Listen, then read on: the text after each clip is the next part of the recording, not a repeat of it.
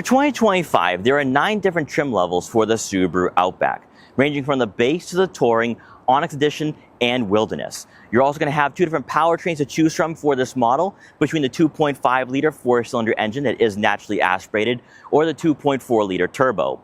It can be a daunting challenge trying to find the right Outback for you, especially if you are on a stricter budget at around $40,000. For a Subaru, you are going to have a couple options to choose from when it pertains to trims, such as the base, premium, Onyx Edition without the XT badge, and the limited. If you are willing to stretch your budget just a bit to get those other trim seats, that might be a great choice. However, for this model year, Subaru is giving you a lot more standard equipment on the Outback, and more specifically for the premium. They're also giving you an optional package, package 15, that I think makes this a great all-around value and a no-brainer for the 2025 lineup. And in today's video, we're going to check out the 2025 Subaru Outback Premium, see what it's offering at a base cost at around $31,000, but also show you guys what you can receive with that optional package 15 that I think makes a world of a difference. Before we get started, I want to give a huge shout and thank you to Subaru of Wakefield in Wakefield, Massachusetts for letting me come down here to check out the Subaru Outback Premium. Their link will be in the description below, so you can check out their extensive Subaru inventory. So before we get started, let's discuss the 2 Outbacks I have pulled from the lot today. So to the left in Cosmic Blue is a base premium, so no optional equipment at all installed on this car, so what you see is what you get. We're going to be focusing on this model first because it's going to show you what standard equipment comes equipped on the Premium for 2025. Then to the right in Autumn Green is a Premium with Package 15. Now, one thing I haven't yet discussed is that for 2025, you can go with Package 13. Package 15 gives you a couple more options and a couple more features that I think goes a long way. But really, we're just going to show you the extremes here, where if you don't want to spend $3,000 on Package 15, go with Package 13 and you're getting just as much value, but you are going to be missing out on a few key features. So let's dive right into the base premium. So let's begin with the exterior for 2025. Up front, you are going to have LED steering responsive headlights and LED fog lights, providing better visibility late at night or in adverse weather conditions. Now for 2025, the steering responsive LED headlights do come standard across all 9 trims, which is a great feature to have and also gives this car more of an upscale road presence right from the start.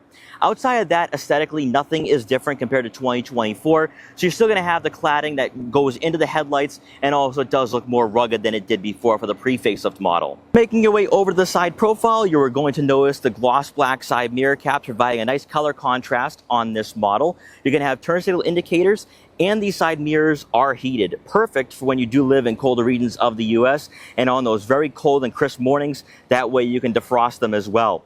Now with the Premium, you do not get blind spot detection as standard equipment. That is optional and available for Package 13 and Package 15. As we're taking a look at the side profile, all Premium trims will receive 17-inch alloy wheels, which I have to say for this model pairs up very well with the suspension. You're not going to be feeling the bumps and imperfections. This is actually a nice size tire for a car in this market.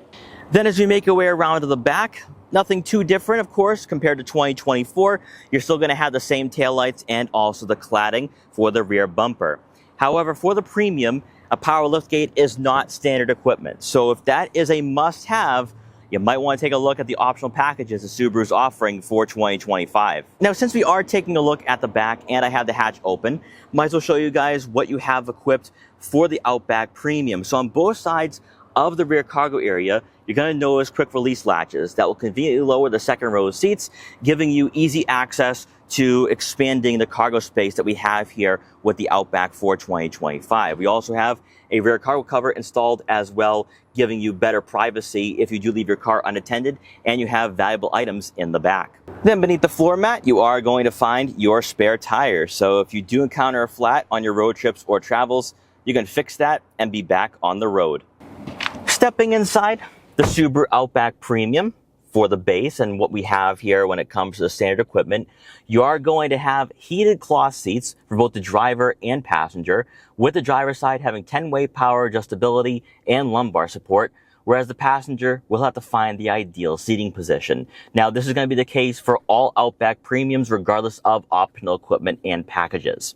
Then for those who are wondering, oh, should I go with the base trim? So I want to spend over $30,000. What is the Premium giving me? Is it going to be worth my time and money to go with the higher trim? Well, for 2025, you are going to receive the 11.6-inch touchscreen with wireless Apple CarPlay and Android Auto compatibility, whereas with the base, you will get the dual touchscreens, which I have to say does look a bit archaic and might not even be that easy to use, especially since with this setup, you're still going to have physical buttons and dials for the volume and tuning, your front and rear defrosters, and the dual zone climate control.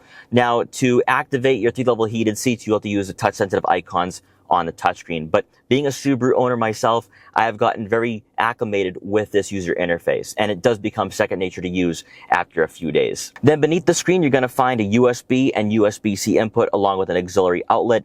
And optional for 2025, and this is not part of any package, whether it's package 13 or 15, you can get a wireless phone charging pad as well. As you've probably seen in the preface of the Outback or even last year, everything else is pretty much the exact same. So you're still going to have a small information display in between your analog gauges, and you'll be able to scroll through this information display by using the toggle on the left side of the steering wheel. So you're still going to have the same amount of information. You're still going to have the same technology as you did before. It's just that with the 11.6-inch touchscreen, this is more tech-focused than the Subaru Outback was in the past. Then for the rest of the front seating area, you are going to have an electronic parking brake next to your cubby for a smartphone. You're going to find your gear shifter as well with gloss black trim. You'll have 2 cup holders, and then for the standard storage compartment, you are going to have plenty of room for smaller items, such as a couple smartphones, maybe a wallet, or some smaller gadgets. But let's check out what passengers in the back receive. Then for passengers in the second row, they're going to receive 2 center-mounted air vents, which is so great to have on a very hot day like today. It's like 95 degrees out there. I don't want to go back outside and then get the key to the other Premium that we have here today. I'd rather stay back here nice and cool. Also, we have a USB and USB-C input. And rounding out the second row seating area, you do get a center armrest with 2 cup holders. Now, for other trims for the Outback, when you get higher up in the trim levels, you can get heated outboard seats. But is that a must-have? Are you willing to spend close to $40,000 to receive that? That's up to you. But for the Premium, to get center-mounted air vents, not a lot of crossovers and not a lot of vehicles in general for a lower tier trim give you that. So that, I think, is actually really cool to see in the Premium. So now that we have our autumn green Premium, let's break down the packages for 2025. So you'll have the choice between package 13 and package 15. Package 13 comes in at $1,400, giving you blind spot detection, lane change assist, and rear cross traffic alert, along with keyless entry and a push button start. Yes, so for a base Premium, you have to use the key fob. So if that is one thing you do not like, then I would say go with the package 13. You're also gonna have a hands-free power liftgate as well. But if that isn't enough, if that's just not providing enough value and you want to stretch your dollar just a bit more, for $3,000, package 15 comes in with a few extra goodies. So on top of the blind spot detection, on top of the keyless entry and push button start and power liftgate, you will receive a power moonroof, and with the 11.6-inch touchscreen, you'll have onboard navigation. So you're going to have a lot more creature comforts, but also equipment that you might not find in rivals at this price point, especially at around $35,000. While the Limited, for example, will give you leather trim seats and the Harman Kardon premium audio system, if you don't want to go with the higher quality upholstery and you're skipping over the Onyx Edition, because I know a lot of you might do that, since it is more of an acquired taste and a niche trim with the water-resistant fabric seats and the sportier aesthetics, the Premium is going to be a great choice if you want a more understated design and a car that's not going to draw too much attention and you want to save a few $1,000s as well. But even with the Premium, it has a classy look for the exterior. But let's check the inside and see what we have here with package 15. So as we're walking towards the Outback, I am going to lock it. I'm going to put the key in my pocket, and we have keyless entry, and now we can step right inside. And when you are behind the wheel, letting you know that your Outback Premium does have blind spot detection, that will be mounted right here and will illuminate when you are on the highway or if there is a car in your blind spot. So as you can tell, we have our cosmic blue Outback in the rear view mirror, so it's not going to activate the blind spot detection because I can actually see it. But that is a nice safety feature to have, and I think is definitely worth the investment of going with package 13 at the very least. Then returning to our infotainment system, you are going to have the icon for the navigation map. So if you remember, with the Premium without the optional equipment, this emblem was not there. I received tons of comments on my main channel saying, oh, I love having onboard navigation. I don't want to use Google Maps or Waze. Now, personally, I'm a big fan of Waze, so I don't really mind not having navigation. I'd probably choose package 13 if this was going to be my daily driver, although I kind of want to have the moonroof as well. But with the onboard navigation system, you can plug in destinations such as your home, your work. You can also do points of interest, and you're going to have different menus to select and find the right location when you are maybe on a longer road trip. You try to find restaurants, gas stations, and anything else that you might want to check out while you're on that road trip. So if you are looking for that, you might want to go with package 15. Then above, you are going to notice your switch for your power tilting and sliding moonroof. Now, even though it's a very hot daily today and I don't want to open that moonroof and have that heat come in, if I want you guys to see me better, I can open that up, and now I have natural light making its way into the interior. Also, you probably noticed that for our model, we have more of a beige interior, so it's more positive and upbeat than the darker interior on the Cosmic Blue Premium that we have here today. Now, this kind of reminds me with the autumn green paint color, more that LL Bean edition from way back around 2005 that Subaru offered. I actually like this. It's a very classy style, especially with the exterior color, but also this beige interior. Also with our model today, and this is a great opportunity to get into some of the optional equipment that you can get with your Outback Premium, is that we do have an auto-dimming rear view mirror, and that I think is a must-have. Never had one in a car before until I purchased my WRX, and it's great. You're not going to be blinded late at night when someone's using their high beams. We also have a compass as well, letting us know what direction we're facing and direction we're going in.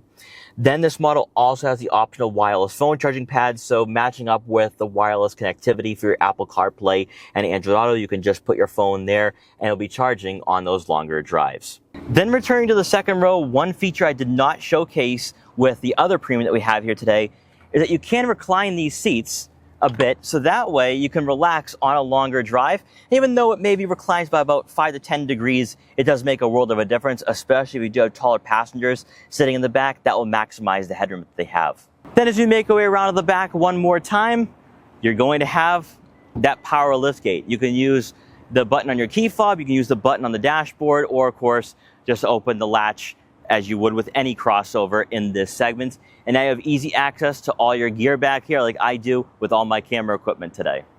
And then once you're done, just press the button and the liftgate will close automatically. And finally, even though we will not be taking the Outback on a test drive today, we do receive the 2.5-liter four-cylinder engine with the Premium, producing 182 horsepower and 176 pound-feet of torque. It is paired with the CVT, but better yet, you do receive Subaru symmetrical all-wheel drive system, and that comes standard. Whereas if you are cross-shopping the competition, you will be paying extra for that all-wheel drive. So for a vehicle in a colder climate, if you live up here in New England or anywhere else where you receive snow, this might be the better choice to go with. Also, another thing too is that when it pertains to fuel economy, you're looking at right around 26 miles per gallon in the city and 32 miles per gallon on the highway, which is pretty economical. Also, of course, with this powertrain, it is rather quiet. So when you are accelerating on the highway, passing slower drivers, or just merging onto the highway, there's none of that droning, and also the CVT does perform very well compared to other CVTs from Japanese rivals. So if you're looking for a comfortable daily driver